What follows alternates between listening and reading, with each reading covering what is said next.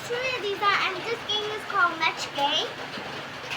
By the way, you put a card here and then you see the bottom of it.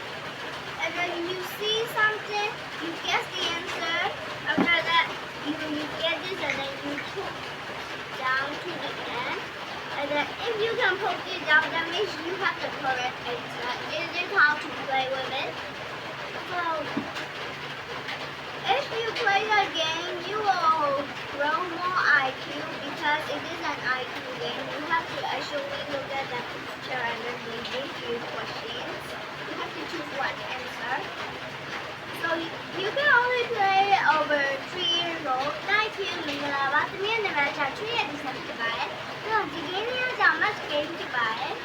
ဒီလိုဆိုမှဆိုရင်3နှစ်ကျော်မှဆောက်လို့ရပါတယ်။ဒီမှာတွေ့ရစီမှာတော့23,500ဖြစ်ပါတယ်။အဲ့မှာဆောက်မှဆိုရင်ဒီမှာတက်တစ်ခုလောက်ယူလိုက်တာ။ပြီးတော့ဒီမှာတွေ့ရနော်။တွေ့ရဆိုရင်အဲ့ရ answer ပါလေ။အဲ့ဒါငါကလေးတွေပေါ်တွေ့ရအနေအကြောင်းကြီးရဖြစ်နေ။အဲ့လိုမျိုးလေးထိုင်ထားပြီးတော့တွေ့ရမြင်ရသေးရ။အဲ့ဆိုရင်ကဒီမှာ site ထိုးလိုက်နေဆိုပြီးတော့ထိုးလိုက်ပါမယ်။ဒီမှာလည်းထိုးလို့ရပါတယ်။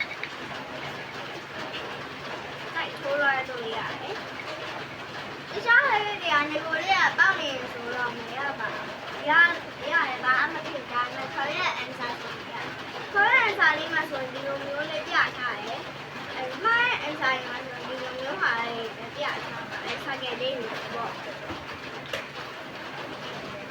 ဒီဝိုင်းအဲ့အဆောင်းဆိုရင် IQ ကိုကောင်းလာပါတယ်။ကျေးဇူးပါ